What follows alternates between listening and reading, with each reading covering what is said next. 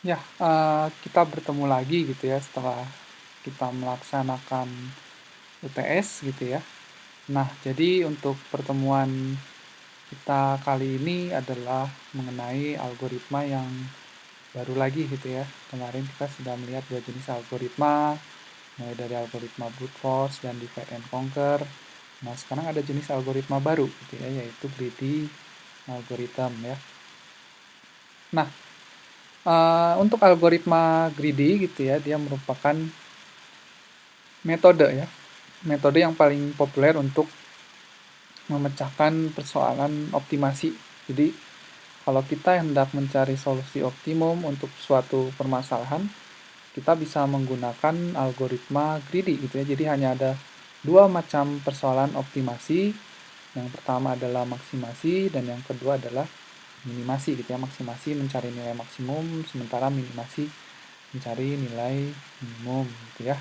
Nah, contoh persoalan optimasi di sini yang sangat populer yaitu persoalan untuk penukaran uang. Misalkan kita diberikan uang senilai A gitu ya, lalu kita hendak menukarkan uang senilai A ini dengan koin-koin uang yang ada. Nah, tentunya kan kita nggak mau repot gitu ya, ditukar dengan koin banyak gitu ya, repot bawahnya. Kita ingin jumlah minimum koin gitu yang kita bisa tukar ya. Jadi untuk melakukan penukaran tersebut, kita sekarang berusaha untuk menyelesaikan persoalan optimasi yang spesifik ke tadi ada dua jenis ya, maksimasi dan minimasi. Sekarang kita akan lihat yang minimasi dulu karena kita ingin mendapatkan jumlah koin yang minimum gitu ya. Nah, contoh, saya sekarang punya koin ya, 1, 5, 10, dan 25. Nah, lalu saya punya uang senilai A-nya ini 32. Berapa banyak cara gitu ya bisa saya tukar dengan koin yang ada tadi. Bisa saya menukarkan si 32 tadi dengan koin satu ya, sehingga saya punya 32 koin gitu ya. Nah, ini maksimasi ya ini. Saya punya banyak 32 koin. Nah, untuk cara lain saya bisa tukar dengan uang pecahan 5 sebanyak 4, 10 satu, satunya 2, 7 koin. Nah, ini saya masih bisa cari solusi minimasi yang lebih optimal yaitu dengan menukar si 32 tadi dengan pecahan 10 sebanyak 3 dan pecahan satu sebanyak 2. Di sini ada 5 koin gitu ya. Nah, lalu cara seperti apa gitu ya? Saya bisa sampai dapat koin minimum ya. Ternyata bisa saya dapat 4 koin ya dengan cara apa ini? Menukarkan 32 dengan uang pecahan 25 sebanyak 1, 5 1, satunya 2. Nah, saya dapat yang soalan koin yang paling sedikit, 4 koin gitu ya. Nah, kenapa disebut algoritma greedy? Karena dia sifatnya rakus ya, tamak atau loba gitu ya. Jadi di sini ada prinsip greedy yaitu kita akan berusaha mendapatkan apa yang bisa kita dapat sekarang gitu ya. Misalnya di muka kita nih ya, di hadapan kita ada uang 1000 sama 100, mana yang saya ambil gitu ya. Saya ambil yang 1000 gitu ya. Gitu.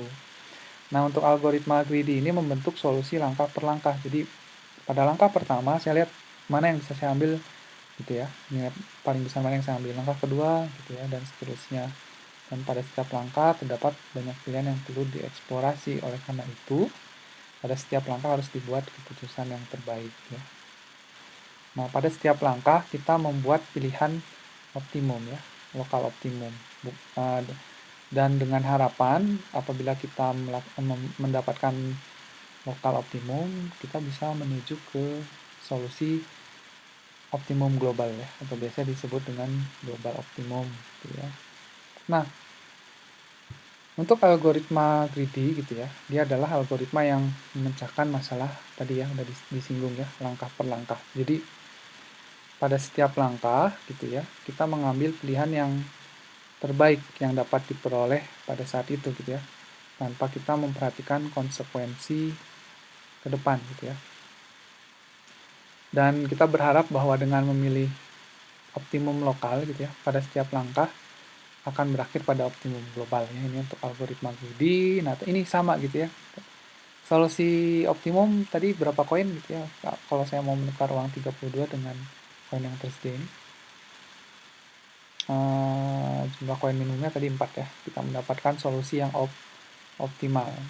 Nah, elemen-elemen yang ada pada algoritma greedy ada 5. Nah, ini penting ya, harus kalian ingat. Yang pertama adalah himpunan kandidat, gitu ya, ada himpunan solusi, fungsi seleksi, fungsi kelayakan, dan fungsi objektif. Nah, dengan kata lain, algoritma greedy ini dia melibatkan pencarian sebuah himpunan bagian S, yaitu himpunan solusi dari himpunan kandidat, gitu ya. Nah, si himpunan solusi ini harus memenuhi beberapa kriteria yang ditentukan, gitu ya, yaitu menyatakan suatu solusi dan S dioptimasi oleh fungsi objektif. Jadi fungsi objektif gunanya untuk mengoptimasi si himpunan solusi, gitu ya. Nah, ini gitu ya, untuk contoh tadi, himpunan kandidatnya adalah himpunan koin yang merepresentasikan nilai tadi ya, ada 1, 5, 10, dan 25. Paling sedikit untuk himpunan kandidat ini minimal mengandung 1 koin gitu ya, nggak mungkin nggak ada himpunan kandidat. Dan untuk himpunan solusi adalah total nilai koin yang dipilih tepat sama jumlahnya dengan nilai uang yang ditukarkan. Tadi solusinya kita dapat 4 ya, himpunan solusinya ada 4 koin. Lalu fungsi seleksi adalah ini untuk memilih koin yang nilainya paling tinggi gitu ya, yang ada dari himpunan kandidat gitu ya. Kita berusaha mengambil yang paling tinggi karena algoritma greedy. Fungsi layak ini untuk memeriksa totalnya tadi nggak boleh lebih dari 32 gitu ya, atau kurang. Jadi harus pas 32, itu fungsi layak. Dan fungsi objektif ini adalah jumlah koin yang digunakan minimum gitu ya. Tadi ini kan disebut fungsi objektif untuk mengoptimasi si himpunan solusi gitu ya. Nah, ini skema dari algoritma greedy bisa kita lihat di pseudocode ini gitu ya. Jadi di sini kita tetap ada 2 himpunan, kandidat gitu ya, dan solusi gitu ya. X kandidat, S solusi. Solusi awalnya kosong gitu ya, karena kita belum ada yang masuk ke solusi gitu ya. Masih belum ditukar ya si koinnya tadi. Nah, lalu dengan fungsi seleksi gitu ya, fungsi seleksi. Nah, ini kita ambil nilai yang tertinggi, balik lagi gitu ya, nilai yang tertinggi, masukin, kalau layak proses, kalau enggak balik lagi gitu ya. Nah, ini gitu ya. Jadi pada akhir setiap iterasi, solusi yang terbentuk dari algoritma ini adalah optimum lokal gitu ya setiap akhir iterasi. Namun pada akhir loop while do diperoleh optimum global gitu ya. Jadi iterasi menghasilkan optimum lokal, tapi di akhir kita mendapatkan optimum global.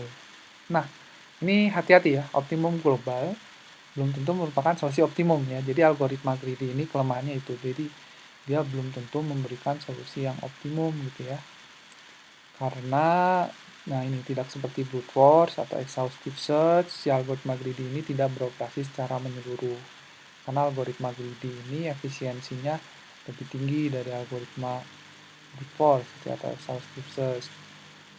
Ini juga alasannya kenapa yang kedua, karena ada beberapa fungsi seleksi yang berbeda.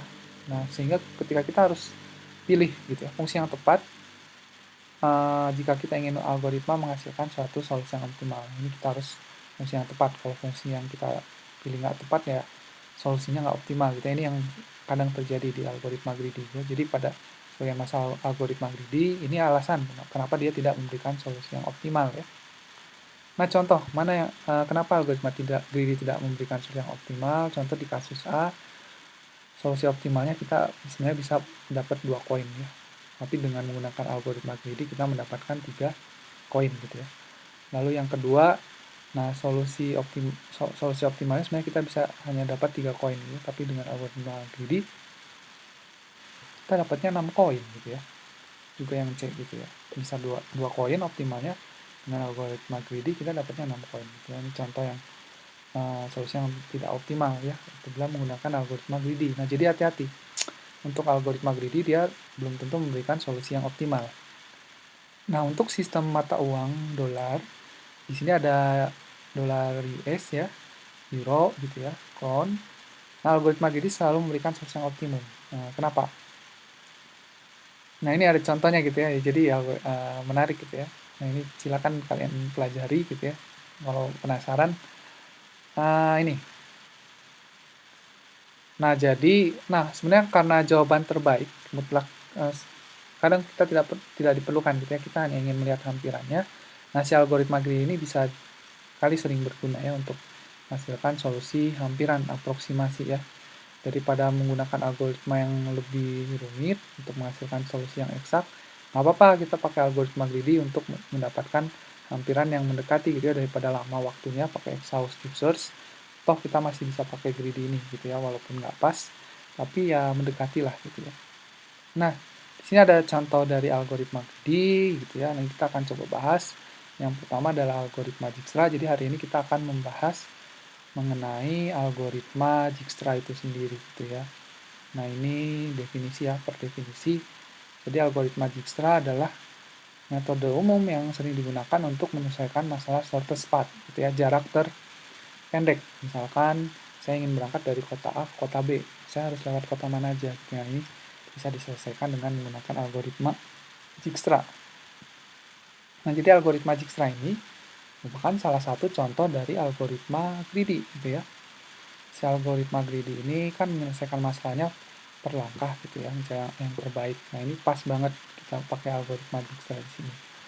Nah, ini sejarahnya gitu ya, ditemukan oleh Edgar W. Dijkstra gitu ya. Jadi kenapa disebut algoritma Dijkstra? Karena diambil dari nama penemunya, di mana si Dijkstra ini bisa dibilang seorang ilmuwan komputer yang outstanding ya, karena dia berhasil mendapatkan Nobelnya orang komputer gitu ya. Di sini adalah ACM Turing Award ya. Silakan kalau kalian tertarik dengan Dijkstra gitu ya, boleh dibaca lagi gitu ya ini. Jadi keahlian beliau adalah di algoritma dan programming language gitu ya. Oke. Nah, ini saya ambil dari buku Levitin ya, pseudocode dari algoritma Dijkstra. Nah, bisa dilihat di sini. Jadi apa sih yang harus saya definisikan di awal gitu ya? Nah, ini bisa dilihat gitu ya. For every vertex V in V besar, saya buat apa di sini? Ini artinya jarak dari suatu yang titik yang nggak kita ketahui ke tiap vertex V, saya buat tak hingga gitu ya. Karena apa? Ini untuk worst case-nya. Saya anggap ya, saya nggak tahu apa-apa gitu ya, jarak dari setiap vertex ke berapa nggak tahu gitu ya. Dan PV ini nilainya 0 gitu ya. Nah, lalu di sini DS adalah start gitu ya. Ketika saya menentukan vertex start untuk saya mulai gitu ya, starting node gitu ya, atau starting vertex. Nah, saya buat jarak ke DS ke starting node 0 karena jarak ke dirinya sendiri 0 gitu ya. Sehingga di awal nih saya masih punya VT masih himpunan kosong gitu ya. Himpunan kosong di VT. Sementara di key gitu ya, ini key besar. Di key saya punya banyak gitu ya. Kalau dilihat vertex dari dari jarak dari suatu titik vertex ke dirinya sendiri tak hingga, lalu PV-nya masih nggak tahu gitu ya, masih 0. Nah, oke. Nah, lalu apa yang terjadi gitu ya? Saya ambil gitu ya dari start, saya mulai lihat keterhubungan dengan node lain gitu ya. Node yang terhubung saya cek gitu ya. For every vertex di sini untuk VT yang terhubung ke U star. Nah, sekarang U star itu adalah node yang punya jarak DS paling kecil. Nah, itu yang paling pertama adalah node start kan, DS-nya 0 gitu ya, yang lain masih tak hingga gitu ya. Jadi jarak dari node start ke node yang terhubung saya cek berapa. Kalau lebih kecil dari jarak sebelumnya ya tak hingga, saya ganti gitu ya. Untuk DS-nya saya ganti jadi untuk DU-nya saya ganti jadi ini, DU start ditambah jarak dari U star ke U, jarak dari node start ke node yang terhubung. Nah, PU-nya saya ganti jadi U star. Nah, PU-nya yang sebelumnya 0, saya ganti jadi node yang terhubung ke dia gitu ya, yang punya nilai DS paling kecil. Nah, ini diiterasi terus sampai akhirnya saya dapatkan nilai jarak terpendek dari node start ke semua node yang ada. Nah, ini bagusnya harusnya dibuat dalam bentuk tabel gitu ya, ada tabel kolom lalu ada kolom VT dan key gitu ya, dimana nanti kolom key awal mula-mulanya full, jadi di akhir kosong. Kebalikannya tabel VT gitu ya, di awal kosong jadi full gitu ya, dan isinya adalah solusi ya, solusi untuk jarak terpendek dari node start ke semua node yang ada. Nah, ini silakan ya untuk coba kalian kerjakan gitu ya. Dimana silakan kalian buat V1 sebagai node startnya, kalian buat tabelnya, lalu dari situ dengan menggunakan pseudocode ini yang ada di buku Levitin, tentunya kalian sudah bisa mendapatkan solusinya gitu ya, solusi untuk algoritma Dijkstra gitu ya. Nah, algoritma Dijkstra juga sering kita gunakan gitu ya, ini untuk routing jaringan komputer gitu ya, biar menghemat kabel gitu ya, menghemat kabel gitu ya. Nah, ini dibuat tabelnya gitu ya. Router asal satu, router tujuannya satu, lintasan terpendeknya lewat mana gitu kan, ini bisa kita solve dengan algoritma Dijkstra gitu ya. Nah, baik, sampai algoritma Dijkstra saya tutup dulu sampai sini. Nah, untuk jenis-jenis algoritma greedy lainnya akan saya bahas di topik mendatang. Terima kasih untuk perhatiannya. Sampai jumpa dan tetap jaga kesehatan. Selamat pagi.